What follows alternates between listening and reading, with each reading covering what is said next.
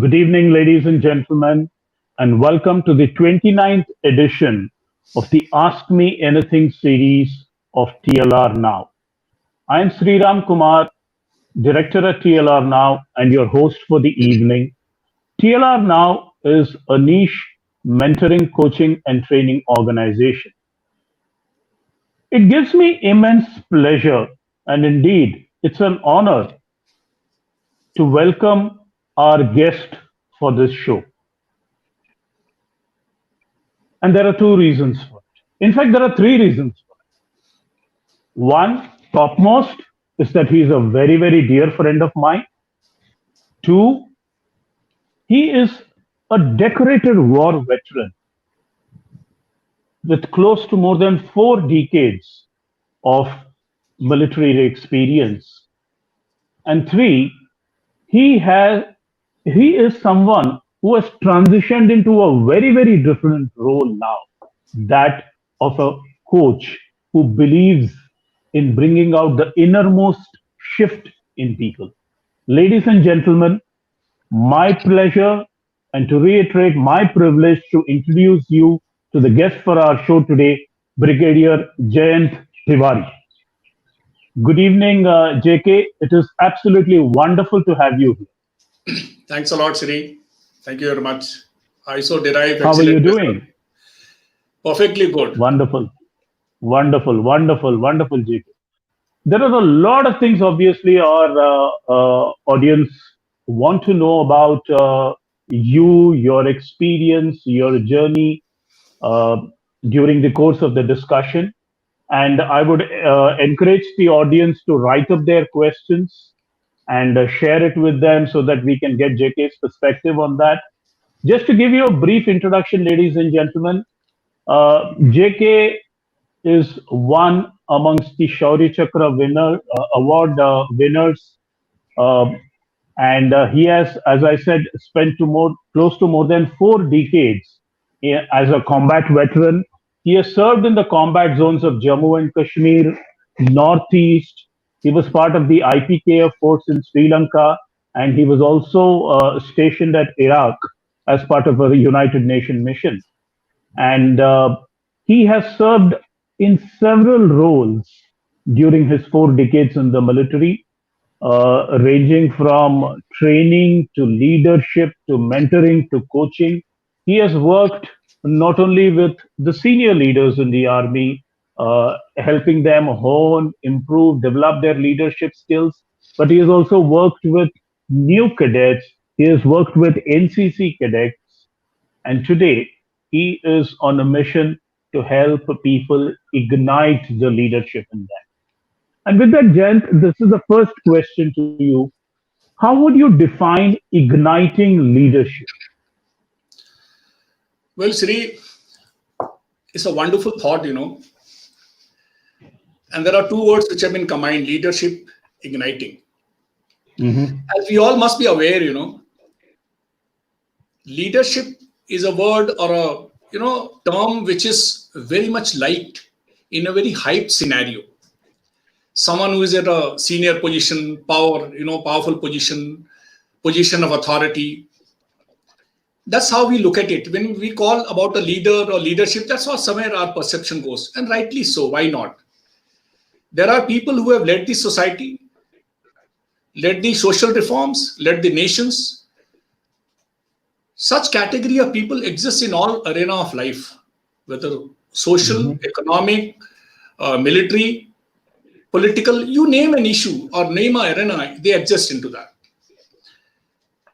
But what I want to bring it out here in this particular igniting leadership, that leadership is just a simple process. I basically feel that let's not, put anything into such a big jargon. Leadership is just a simple process of achieving a destination. And that's a process. And that's where someone becomes as a leader who probably leads a team with some resources to a defined goal. Now, if you template it in terms of military, he becomes a military leader, definition of a goal in the corporate at various levels. So that's where the leadership comes into play. Second issue is basically the igniting. You see, Igniting is, whether you take it as a verb or an adjective as far as English is concerned, it acts as a catalyst basically to discover or harness the leadership potential or the qualities which we call essential to lead certain people, to vision out. So that's it, it's basically acts as a catalyst. Probably igniting also leads to a lot of emotional outbursts that, yes, ignite that issue into that person. It also probably leads to transforming some people, some thoughts. So that's where the igniting comes into play. Now, if I combine both these, I only want to bring out one issue. And this is what my life's experience is. That let us not get odd. Leaders exist in all of us. We all are leaders. It is only those qualities are harnessed or discovered, we start acting. If I relate it that, in day-to-day life, whether it is in my own house, my own personal activity, I activate my mind. I think from here and I take a decision. I remain truthful. I remain authentic. These are the qualities of a leader. And that's where it is that every one of us are so blessed by the nature that we are born with a lot of qualities of this nature. It is only that ignition is required for us, all of us, to groom and make our society much better. So that's where that igniting leadership comes into play. It is not only at the larger organization or groups. It also, of course, emanates from your own side. Because every leader or every person of the group, when he feels inspired, he himself is also a leader. So this igniting leadership needs to be seen in that canvas. And the most starting point is your own ignition, the leader which is within inside. So that's what my take is. Yeah. Brilliant, JK. I think it all, as you rightly mentioned, it's about achieving or working towards achieving a destination that one has set out for oneself, and also harnessing the resources and abilities that one has and probably one's team has. Brilliant. So moving on, JK, how did the whole thing start for you? When did the proverbial ignition happen for you in your leadership journey? How did the whole thing? Whenever we have met and spoke, you've always longingly and lovingly spoken about your village and how much you relate to it even now. So can you take us through those days and what exactly prompted a village boy to look up to joining the army, and how did that ignition happen? Well, you see, my father was also in army. Okay. So probably that is one reflection. And generally what happens that, most of the times, we are basically with the mother and, our own siblings. And the father is, he comes back, or sometimes when we are in a comfortable station, it's okay. But what happens that, every year we used to spend a lot of time in our village. And that's where probably I take it. And I give credit to my village, the nature and the authenticity of those people who existed there. I think they were so truthful. They were so natural. I think that is one quality which probably somewhere subconsciously would have transformed my personality. Okay. And they all were very positive in their approach. This is one. My father being in army, yes, I think that would have probably added on. My father has been into 71 war when I was a little small child, maybe of 7-8 years. Though one hardly knew about that, he has gone to war or something like that time. But I distinctly remember now that when he came back, we all were together, my mother was there. The third angle, which also there probably, my own maternal uncle, Mamaji, he was a freedom fighter. And he was jailed, that so-called 14 years of jail in Kalabani. So I had an opportunity only once after becoming an officer to meet him for a short while. Though I would have loved to spend a lot of time, but he passed away after that. When I used to hear his, actions, how they actually moved on and, things here and, exchanging, remaining in jungle, how do they survive? Probably, I think the village certainly has the quality of the village person, had a lot of play on my head. But one, how the system actually transformed, I think I was in class 5. And one of the days, a class teacher told us, like earlier times, they used to say, okay, write a letter to your father. So we all were told to write a letter to father. It was in Hindi. And he said, okay, open theme. So I also wrote. And, the class teacher took all the notebooks. And next day morning, he returned it. And after some time, he told me that, call your father tomorrow to the school. I said, I don't know what. We were not hooligans, but yes, like every child. I said, okay, anything, sir? He said, no, you just call your father tomorrow. So I went back home and father was a little disciplinary. So I told my mother. She said, what has happened? Did you do something? I said, no, I have not done anything wrong. Okay, don't worry. She said, okay. So my father also asked, I said, Pidaji, I have not done anything wrong. He said, don't worry. You might have done something good. Why are you unnecessary? I said, okay. No, that worry was there. And he said, don't worry about it. Next day, probably father came and went off. And my class teacher had kept the notebook. Once my father went away, he came and, left that notebook with me. I came back home. When I went back, my father hugged me. I said, I don't know what has happened. And he said, you know what, why the teacher has called me? I said, I really don't know. He said, the teacher had asked you to write a letter or entire class letter to father. I said, yes. I said, what in that? He said, he showed me that letter. And he said, that letter, actually, I can tell you the content. The theme line which I selected it was written in Hindi. And something like this, that I wish to become a soldier in the Indian Army. This was a class 5. Mm-hmm. And the line was there that, I wish to be into the war and let my life be devoted to this nation. This was the lines. Mm-hmm. And I think that probably appealed to the class teacher. And this point came and went off. And probably somewhere in the corner of my subconscious mind or somewhere system, I think it existed. And I grew up and then we selected. So I think that is the transformation which took place and all. Yeah. Very, very fascinating story, JK. I think it also brings to fore two things. One is having that clarity, okay, and the environment around you playing such a huge part. Yes. And I guess that is why people keep saying you are the average of the 5 people around you or the 8 people around you, etc. So, so while this is extremely inspiring too, I'm sure for a lot of the viewers also, it brings me to my next question, JK. How we all go through these phase of ignition of leadership, wanting to do something, wanting to achieve goals, setting a target for ourselves, wanting to harness our potential, wanting to go and make a change. We all have these feelings, uh, but truth be told, mostly they are sporadic.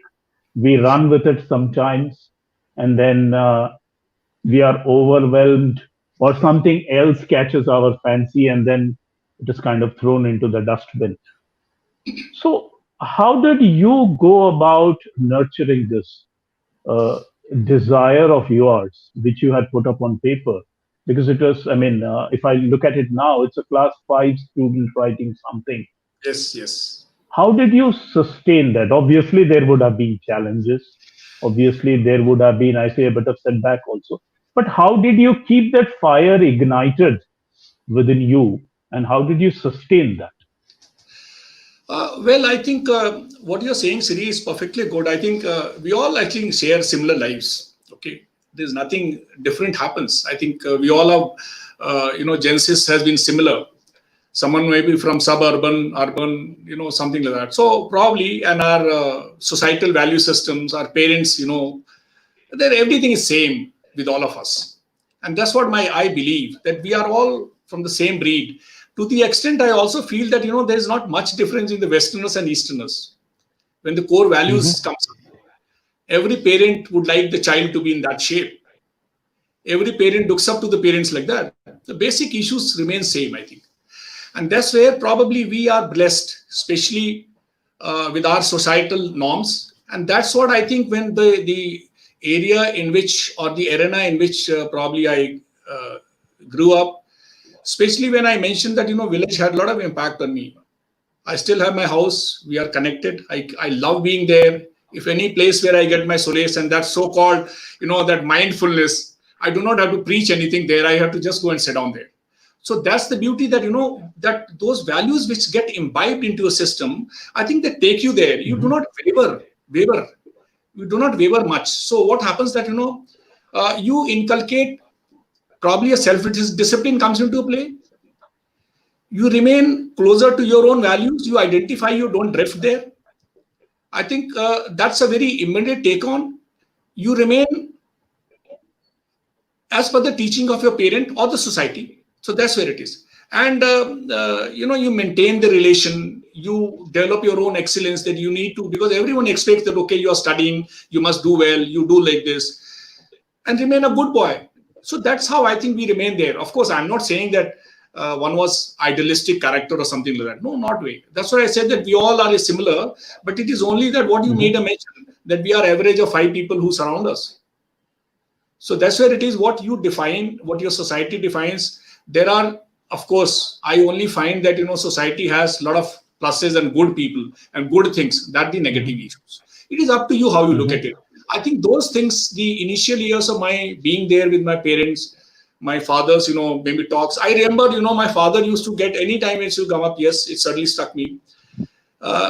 He used to get a lot of, storybooks of Gita Press.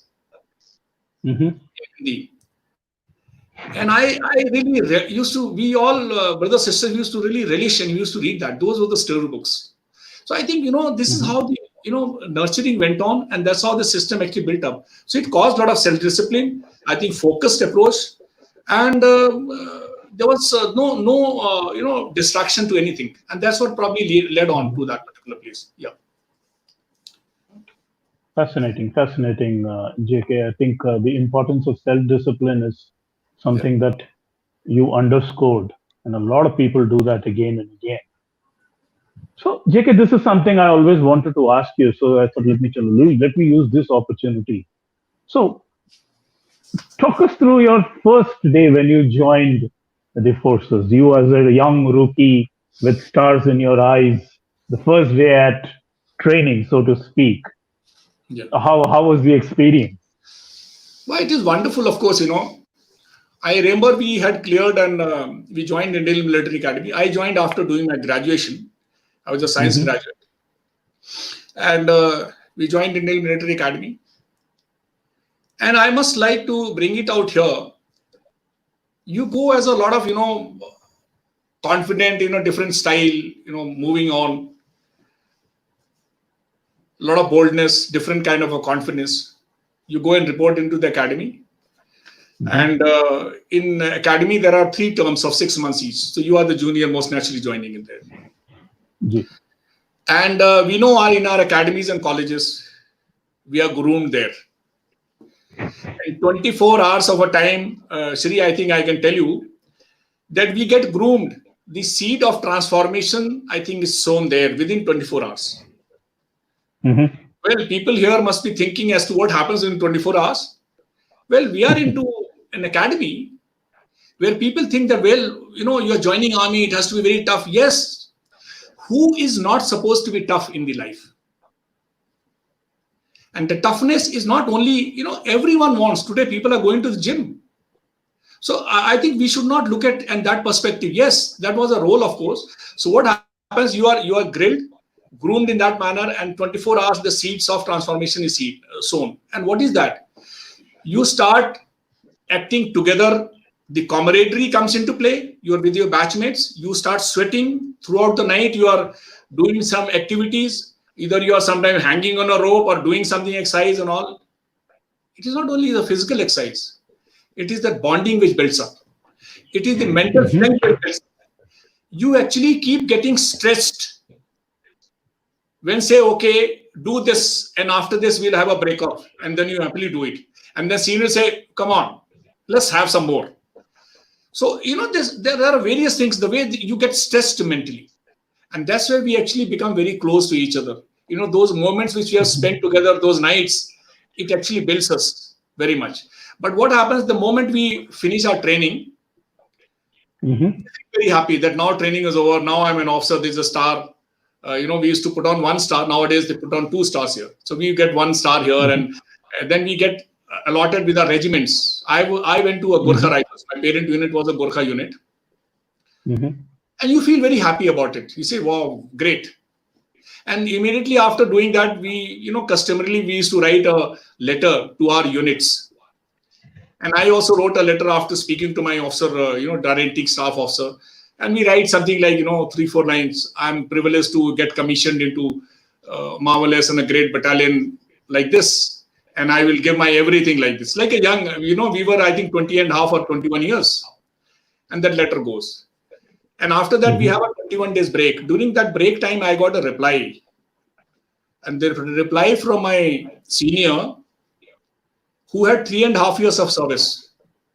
Reply was 3.5 pages of typed letter. Given the history and everything. But that there was a one line which caught me, and I think I always stood by it. I think that was a very transformative. He wrote that, JK, you must try and understand that, you have successfully completed the training and you have got a star. Yes, you have become an officer.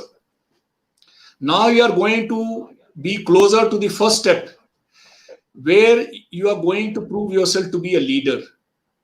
Your journey for the leadership, you are getting closer. And at every step of your life, you have to imbibe amongst in your heart that you are a leader, okay? You have to prove yourself to be a leader. No one will give you a leadership like that. A lot of people think that, going into army, you get a leadership like that. You are, as it is, commissioned to lead. No, it is not. That's a different issue. Yes, we got there. But becoming a leader, you have to earn. So that was the biggest of challenge. And that was the biggest of learning. And this is applied to everyone in everyone's life.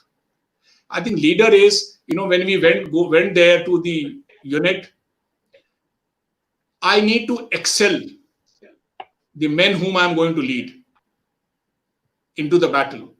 And the IMA motto, which comes up, says that the country comes always first, men whom you command come second, and your own safety and welfare comes last, always and every time. So even if I'm leading a man, I need to be super excellent in physical courage, moral courage, in my vision, in my design, in looking after him welfare, his emotional intelligence, his family, everything. And this is at what age? 21, 22 years of age. You suddenly become mature, actually. Sri, you are so vibrant. Yeah. Suddenly when the responsibility comes into play, this was my biggest stake of my training.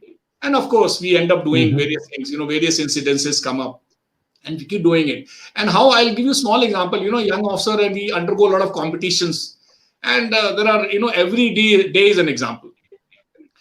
There was one of the competition where we were supposed to run for, I think 25 odd kilometers with big packs, a lot of weight, 20, 25 kgs with arms, ammunition.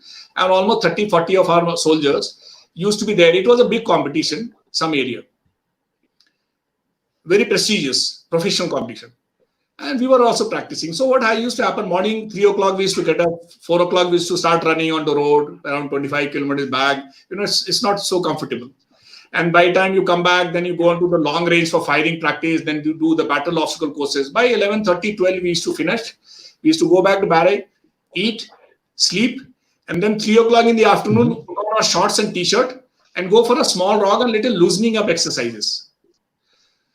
Now, around 10 to 15 days before the main competition, my Subedar Saab, who was just next to me, he comes to me. We were doing some rope exercises and all. And he came quietly to me, and I was a second lieutenant with 1 star. Hardly any service, not even 1 year. And he says, Saab, all these Jawans, because of running with the packs and all, they all have got a lot of, entire back is very badly wounded. It's all bruises and, a lot of things are there. So let's have a 2-3 days without pack running. I said, perfectly okay. But I really cannot give an order because, I have to take permission from my superiors that we want to do this. But I said, okay. I said, okay, all of you come down here. And then he said, okay, let's take off our t-shirt. And he said, everyone was very happy. He said, yes. And everyone's back was very badly because, the packs were used to move around 25 kilometers running. When everyone took out, I also took out my t-shirt. And I showed them. I said, well, if anyone has got more skin eruptions, you can come this side. or let's continue doing like this. I had a lot of bruises onto my body, and I think we all moved on. So these are very small examples in our life, and they all happily said, "No, it's up. We'll do it. Don't worry about it. Why should you go and tell?" So that's how you actually get groomed, and you get. It's not the physical exercise I'm talking.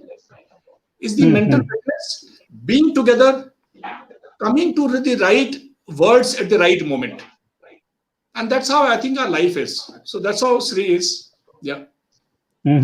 Very fascinating, JK. I think it underlines what you mentioned, that leadership is very little to do with position of authority.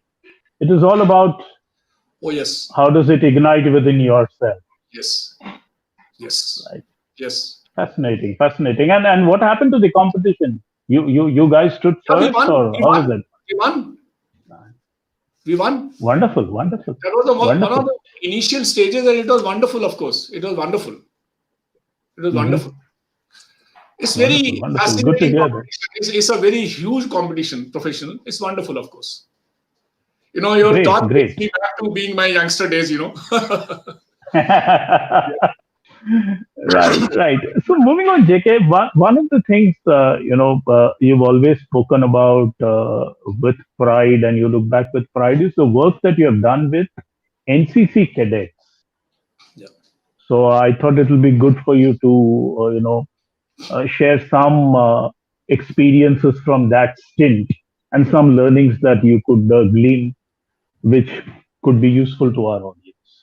Yeah, I was posted in Bombay as group commander of NCC, and under me there were 7 or 8 battalions there, and I was primarily responsible for Mumbai.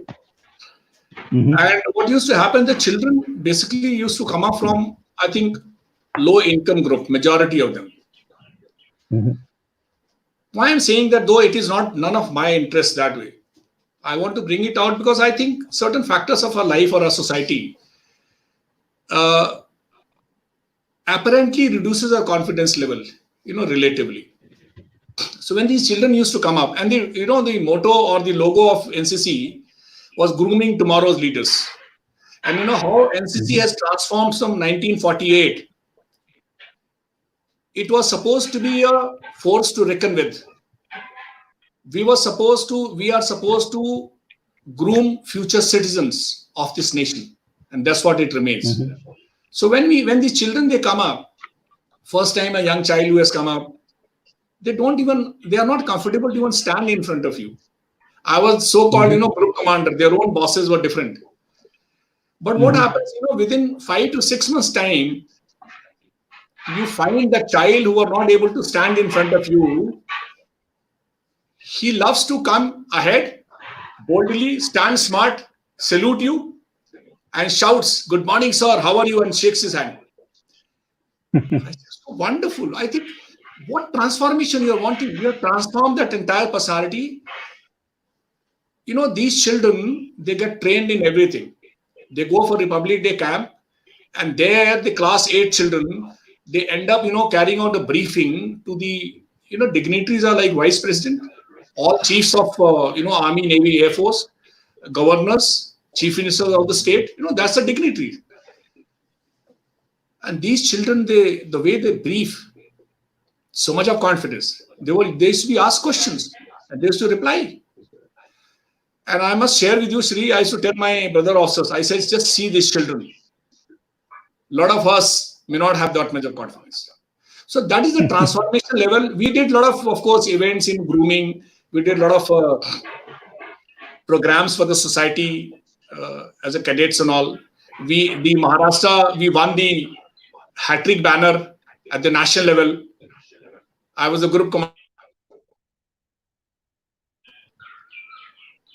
So that's how it is. It has been if you ask me, it is, I think, the most satisfying tenure of my life. Yeah. So that's how it is. And these children are there. Okay. We are in touch with the children. A lot of children are abroad, and I think that's the biggest reward. Biggest reward. when these children, they come up and you say, sir, you are my group commander, and what are you doing? They're doing so well in their lives. So I think that's a big reward, big satisfaction. Okay. Yeah. Yeah. Okay. Yeah. Fascinating, JK. I mean, I'm sure it must be overwhelming when those students still keep in touch with you Yes. over the Yes. years. Fascinating. Yeah. So, JK, moving on, as you went through your army tenure, you took up a variety of roles, handled the different kinds of situations. I'm sure during this stint, you might have faced a lot of challenges in terms of pure leadership. Yeah. Okay. So, would you want to talk about two or three challenges that you would typically face, even in the context of an environment like the army and the discipline in the environment? End of the day, we are dealing with human beings. So, I'm sure there would have been leadership challenges. What were the kind of challenges that you faced? How did you overcome them? And what is it that, for people who are in a non-army or a non-military environment, say people who are in the corporate, what is it that they can take back from those learnings? Yeah, Siri, I think this is the most wonderful question. I keep interacting with a lot of people who are in so-called civil. I only tell Mm-hmm. them that, you are doing one job. I did one job. Okay. We are part and parcel of the same society. Okay. We are same human beings. We have got same minds, same brains. Yes. Probably my style of doing a work may be different. Your style of doing maybe work may be different. But still, people always look at the army life as a little different edge. Maybe because Mm-hmm. of ultimate so-called people end up there, they get into an action, the lives are sacrificed, so various things and all.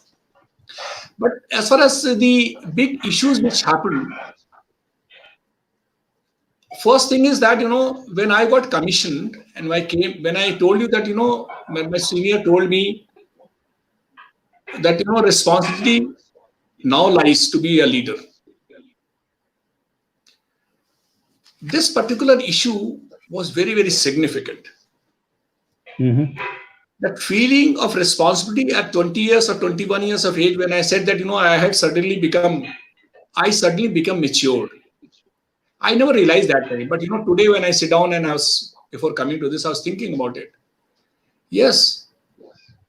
People say that, yeah, at that age, you start talking like this. Because my seniors used to tell me, if you want to command that so-called that soldier, you need to exist in his belly. Mm-hmm. He might not know about his own emotions, but you need to know about his emotions. And that, that at any cost, first is that I need to be at that mission, at that destination as a leader, whatever mission was given. And second is I need to secure my men. There cannot be anything folly, okay? We only work with the winning mindset. So one was that responsibility factor in the job which you are interested. Your sincerity, your authenticity, your loyalty to that is very important. We might end up cribbing. We also used to crib in our army. Oh, too much this and that. That's okay. But at the long run, I think feeling the responsibility of whichever appointment, whichever place, whichever job you have got is very important. So this is one of it. Mm-hmm. Second is that how do you do that? And how do you keep yourself happy? Only option is to be into that work and create excellence. And definition of excellence for me and for you, I think is all same. And this is, I'm talking with my own conviction. And now, of course, becoming as a coach, that when Mm-hmm. people say, come on, yeah, this is not my cup of tea. No, it is not. It's not correct. Mm-hmm. Mm-hmm. Everything is feasible. So that's where one is that responsibility factor must come into play, whichever appointment you are there. Second is that you need to develop that excellence. You cannot say that Mm-hmm. 50% I am excellent or, I'm aware on the skill, but I must get the 100%. I think then we are being unjustified. And if I'm only looking forward for my CTC, but I do not wish to produce, of course, there are other angles also come into play that why a man should think or not think like that. So this is second. Third is that leaders in the organization must lead by example. If I'm telling that I'm concerned about your well-being, your growth, it is whether military or any organization. People will be there. People are not really we all love money, yes. But point is that, that bondingness, the camaraderie, the belongingness, the ownership, the purpose, the cause which is there, that the leader has to, it is not that you talk something else, you're doing something else. And that's where the leading by examples, it has to come. You cannot give a PPT on leading that, I did this, I did that. I think every minute, my life or our lives used to be as leaders or as officers, I'll call it.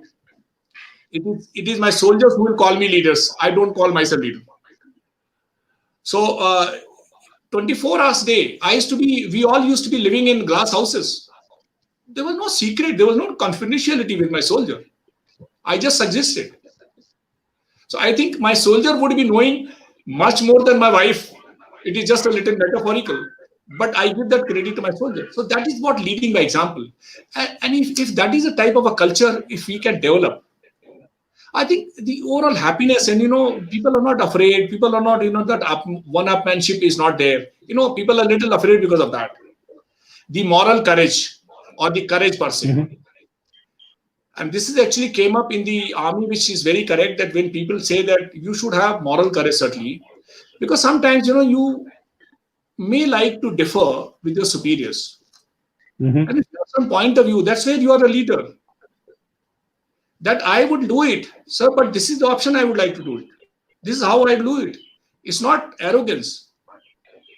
Mm-hmm. But you need to stand up and speak. I think this is one of the best qualities. And that leader, whether it is corporate, whether in your own house, whether your own child, I think they feel it. It is how you put it across, of course. That moral courage has to be there. If you have a good point, why not?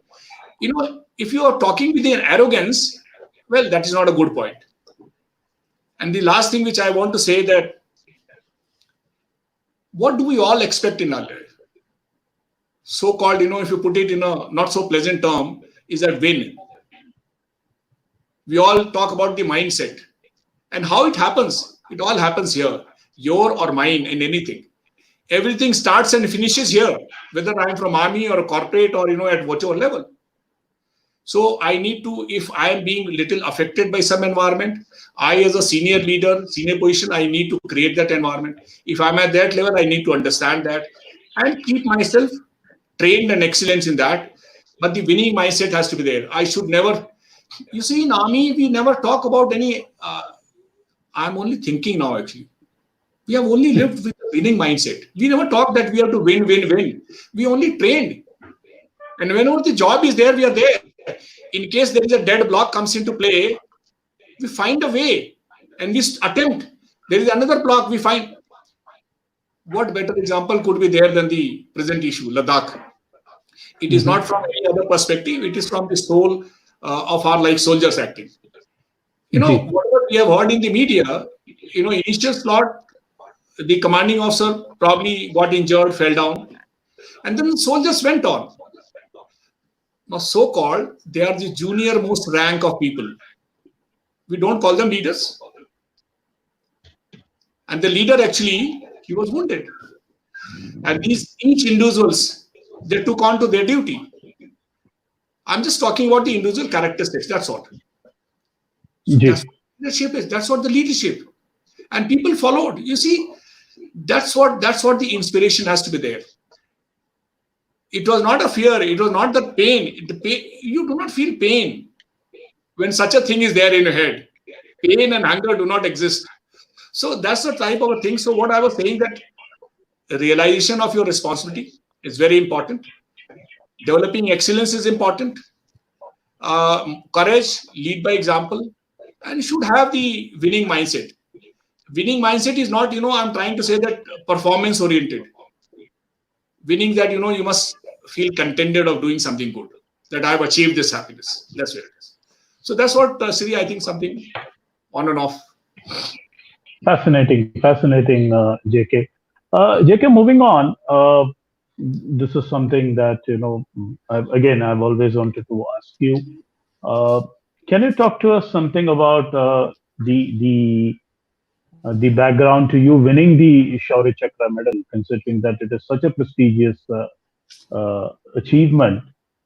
So, can you talk to us something about it? How did that happen? What did go? What went into it, etc.? Yeah. Okay, Shri. Okay, as a army person, we feel little. We have never talked, but when we come onto the so-called civil platform, people end up asking, because I As must a tell. coach, as a Yeah, coach, you please say. yeah, yeah, no, no, no, no, no. You see what happens that I must tell the public, if there are suppose 1,000 gallantry awards given, there are millions of such soldiers who have done much higher level of bravery.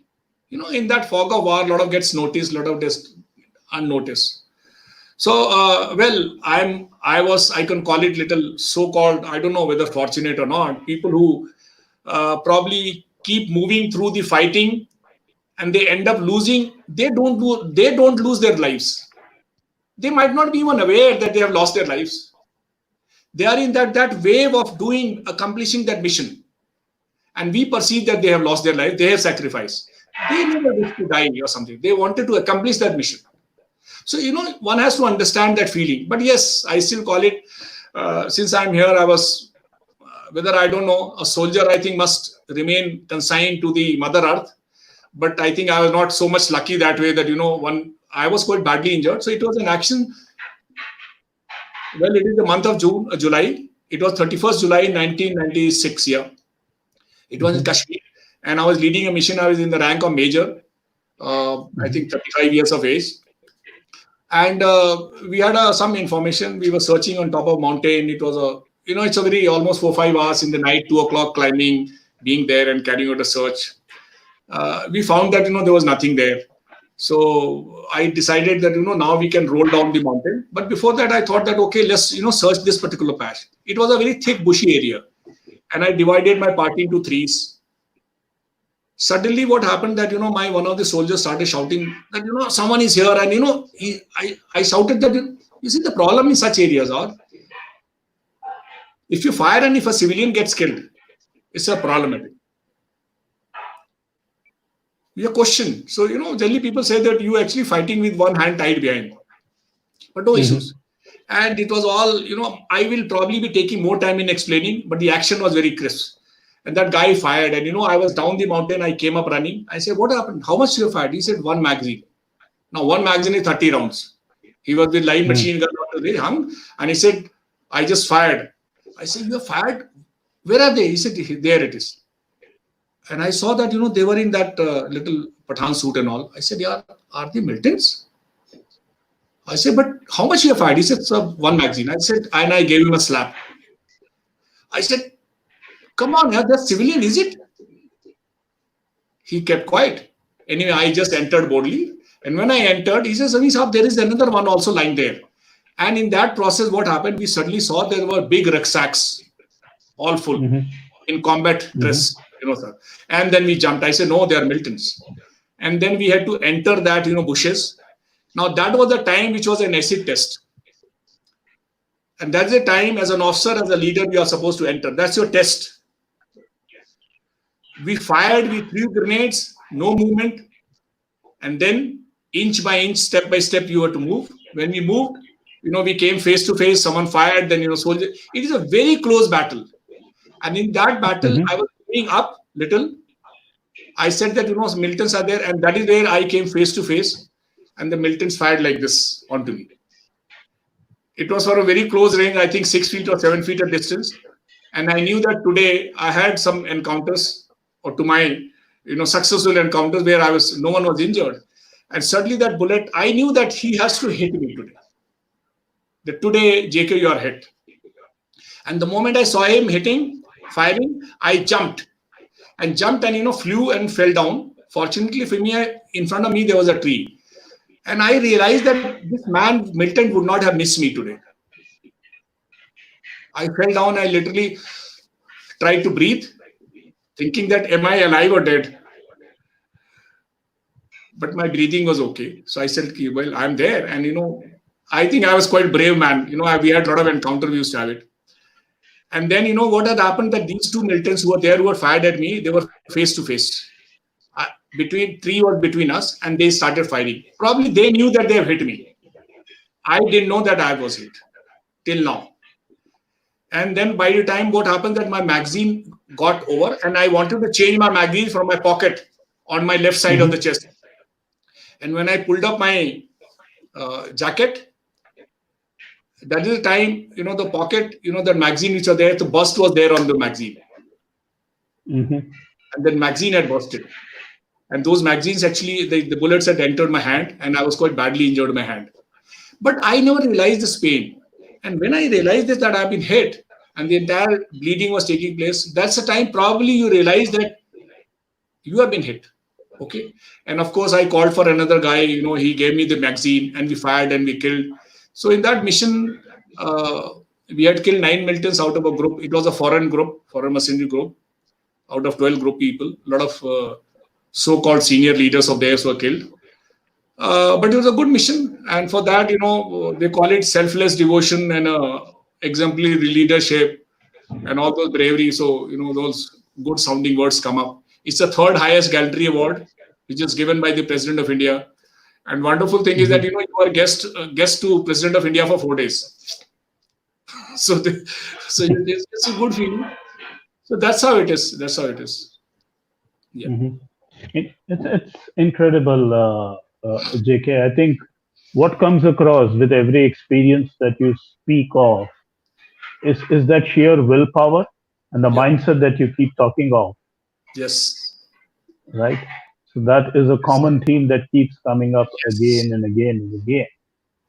Perfectly. So that kind of brings me to the the next, if I can call it, the second dimension to JK as we know him, which is about your transformation or your igniting leadership in the role of a coach. So how did this transformation happen? What triggered it off? And what are you working on today?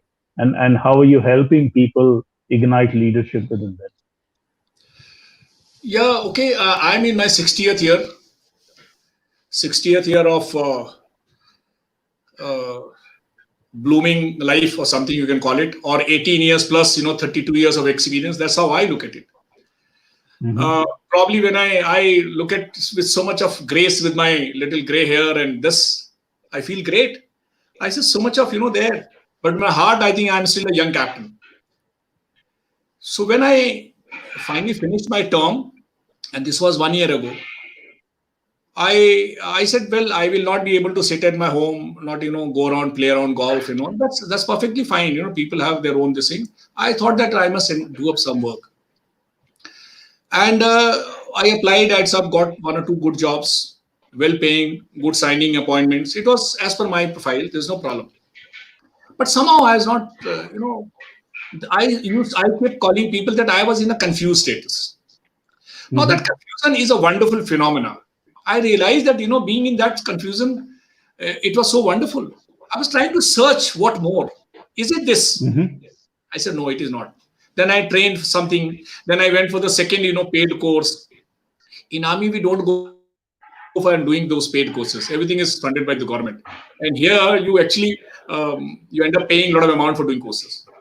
But in that course, I said, no. Then I came across coaching. Then I understood about coaching. And that's how we, of course, started talking around. I think that is where my calling was there, that I think this is the place. Because even in soldier, even in yourself, what we did, when I used to tell that I've been a coach, I've been a mentor, I've been a trainer, people just look at, okay, Army man, what coaching, what mentoring? When I can, without talking to my soldier, he acts in the hours of darkness, and I understand that. I hope you are okay. I think I understand him. He understands me. So we have actually been involved into that human mind, actually. And that what is that mindfulness which we talk in the civil domain?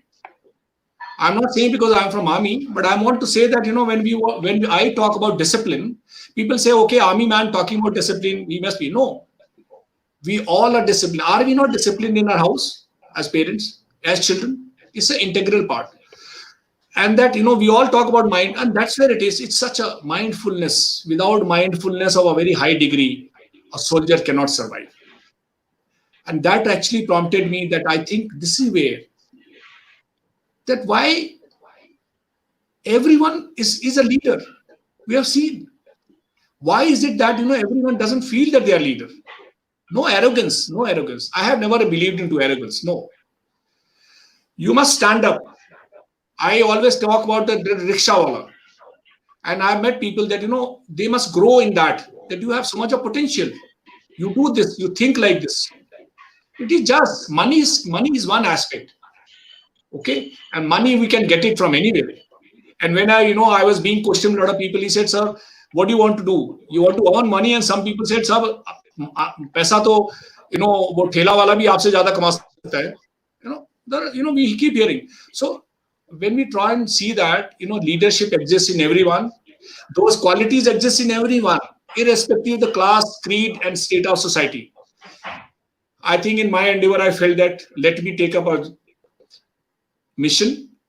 Whomsoever I would try to make him aware or her aware and ignite that we all have equal potential. Don't look at me as a brigadier or this. We all have some potential. So that's where that igniting leadership, when we were talking, suddenly this word came up, and I think it is very apt today that we all have that potential. And that's how I transformed. And that's where I said, no, coaching is there. And coaching is a wonderful phenomenon, or mentorship, whatever it is. And that's where I transformed into. And I'm loving it every minute. Yeah. So that's how I transformed it. Very nice, JK. I think somewhere it's different from what you're doing from a context perspective, but the core elements continue to remain the same. Yeah. And I think they continue to remain what is very close to you, which is, and that passion is something that I always see when we talk. I have one question from Geeta. She says, she asks, how can we compare an armed forces leadership grooming to that of a corporate? Aren't they very distinctly different environments? No, anyway, since we are on to this platform, I would have only asked that what makes to think that, it is different. What makes someone think that there is something different? And from that angle, I would have, like to take on. But for purposes of, it's not that I'm answering to Miss Geeta. I think we are all in the process of all learning from each other. And I don't claim that I'm a master or anybody master. We all have our own great issues and experiences. So everyone is right in their own. But I have my own points. When I mention, when a person is working in a corporate or in army, you are into a job. I said, if the environment is of a fully responsibility, and if I'm doing it, the higher leadership also, that sense of belongingness and sense of ownership in that company. There are companies which are so-called, they say, okay, this company is wonderful. Because of what? Because of that culture in that company. Because that ownership people feel. It's not that money is exactly there. So probably point is that is the one thing which is actually differentiate somewhere. That I as a person, you see, now the money has come into play into the military, maybe after 7 pay commission and all. No one wants to die. But what is that, why can't we create that passion in that organization? It is possible. And that is what the culture building is. It is not always, you make friends in your own corporate world. So this is one issue. Second is that, we have to build up an environment of the courage. People should be able to contribute to the organization. And that's what I'm saying. They should, if they're happy as a team, they will be able to contribute to the organization. One department to the other department. Why not? Okay. Today, and then what happens? In today's time, especially, when such a culture exists, instead of people feeling, well, I don't know whether I'll be dropped, not dropped, this and that, the organization could have probably also come out that this is my type of people. that of course speaks about the culture of the organization. That even if I'm moving, there are so many ways. We don't want to discuss that because I had a webinar onto this myself. That this was my perspective. Okay, so Geeta, what you're saying, there are a lot of differences if you look at it. Otherwise, we are the same people with the same mind, and it is for me to create a team of people who are totally raw, or to spoil a team of the best of the elements if I'm not a good leader. So that's where I think it comes into play. So there are differences because of the human angles and various things which come into place. But I think why can't we incorporate and become like that? So that's where I think overlapping issues remain there. So I gave an example of leadership at all levels which can exist. And we should not think that so and so leader. Of course, we all respect it. Someone is with the higher age in a system, he gets respected. Someone is at the CEO rank or vice president, something, he is respected. But that let the leadership element come into play. Even if you take a round into that, or if you pick up a call, and or even if you call up little Zoom, little pleasantries, you say, hi, let's have it. Everyone say, okay, so and so is wanting to have a Zoom call. Must be some point. You say, no point here. Let's have a cup of tea. I'm just saying that. So point is that it is up to us. And I always used to say, and whomsoever I used to tell in the army, and I was an instructor in academy in IMA, Indian Military Academy, as a young officer. And we used to have the choice of arms. The cadets used to fill up their choice, and they used to get which regiments supposed to go. So what used to happen? Every regimental officer, I was young captain, we used to go and deliver a talk about my regiment. My regiment is this. So you must opt like this. Okay, little awareness campaign. So when my chance also came up, I was a directing staff as a captain from the 5th Gorkha Rifles, 5GR. And I went there, I said, this is what the slides, these are the achievements, this is the history of the regiment.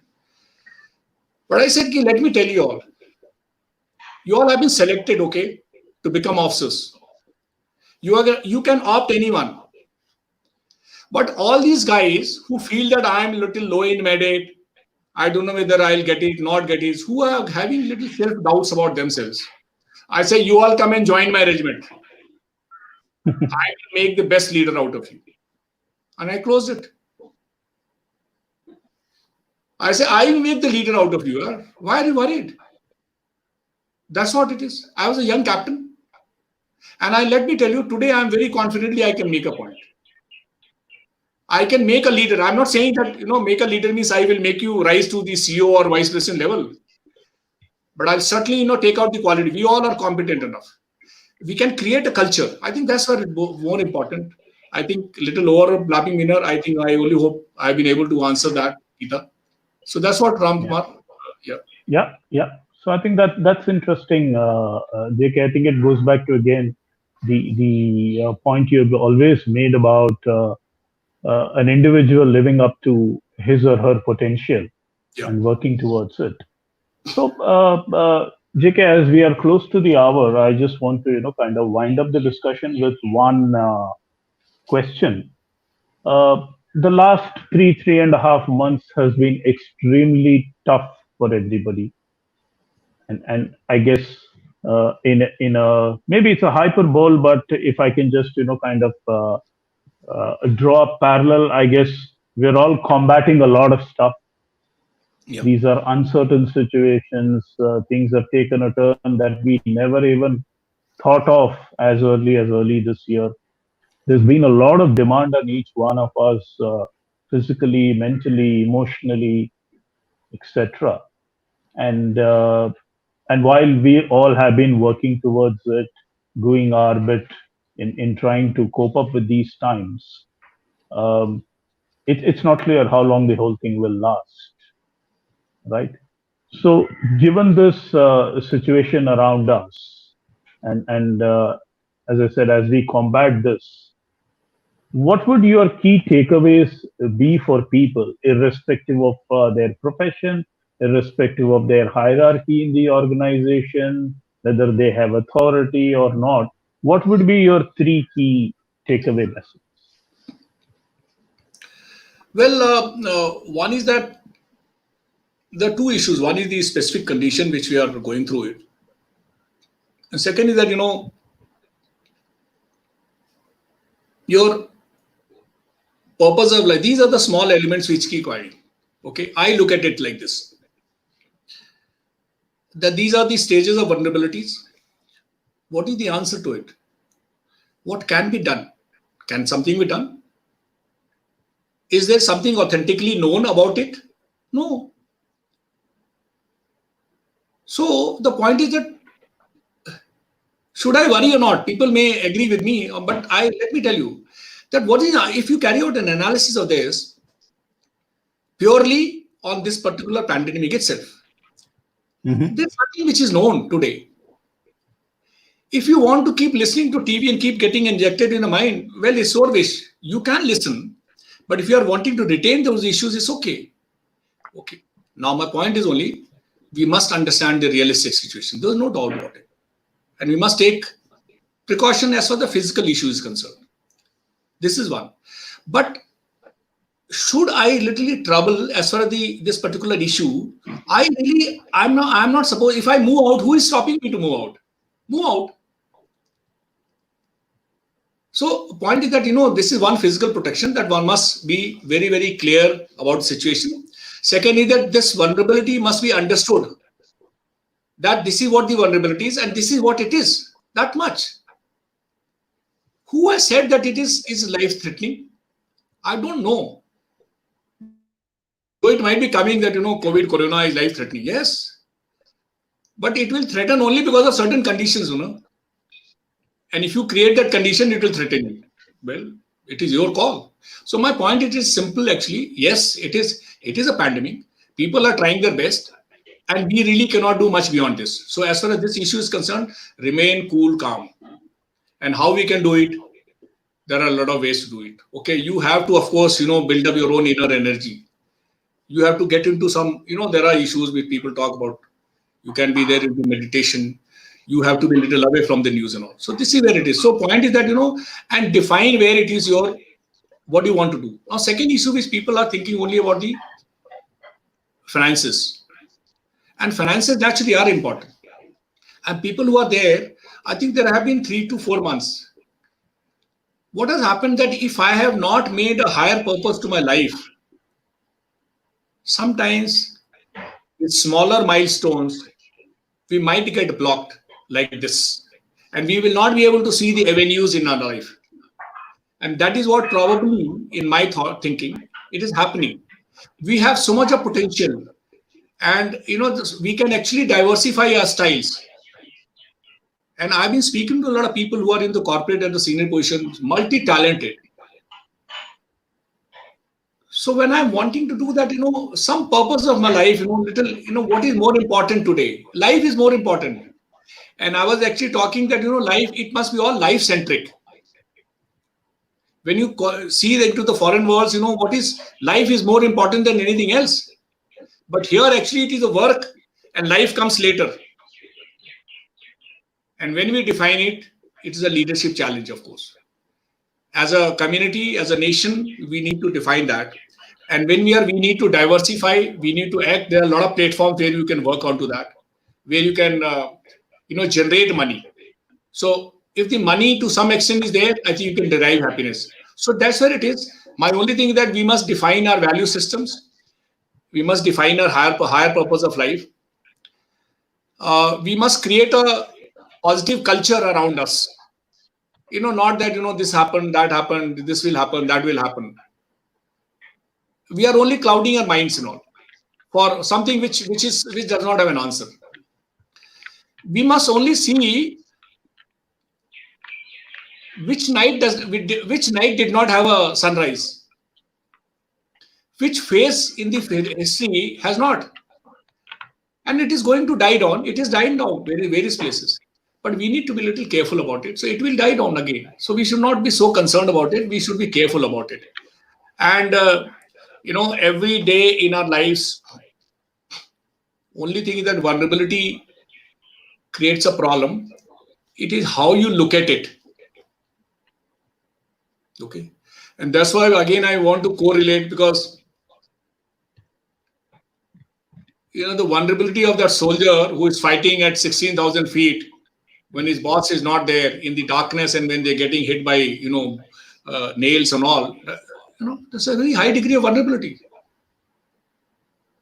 Well, some people may not be able to correlate there in this particular pandemic, but I'm talking about the various vulnerabilities. It is how we define our vulnerability. We need to be aware about vulnerability, yes. But is the answer to be drowned into that vulnerability, or I want to move out? Answer is with you. I want to move out. So that's where, I keep saying that, you need to keep designing your life. And when you have a larger purpose of life, probably these smaller elements do not create much problems. They come and go. It happens. So that's what my take is, that be positive in your life. This is just we let us add on to the positivity to the entire environment. Okay. Thanks a lot. Wonderful. Yeah. Thanks a lot, JK. Thank you so much for those. Thank you so much at the outset for your time and those wonderful perspectives. Sharing your journey from. I mean, we could get a glimpse of that kid in fifth class who wanted to join the army and give up his life for the nation, down to somebody, the cadet at the first day during training, who spent sleepless nights but built that camaraderie, down to your working with the cadets, down to your experience when you were dealing with the terrorists. And, it's been extremely illuminating. It's been extremely insightful. And I think the icing on the cake was the approach that you had outlined in the end, that this too shall pass. Yes. And it's about how we look at it, what do we take away from it, and how do we let it consume it, or do we let ourselves ignite all over again and see what are the opportunities we can. Yeah. Thank you so much for those insights, JK. Thank you, ladies and gentlemen, for tuning in.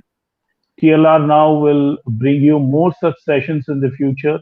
If you have any questions that you would want to ask JK, please write into us at reach@tlrnow.com. Do remain connected with us on LinkedIn, Instagram, Facebook, and YouTube. All the very best to you. Have a wonderful evening. Stay safe. Stay ignited. Thank you so much. Bye-bye. Thank you very much. Thanks a lot. Thank you. Thank you very much.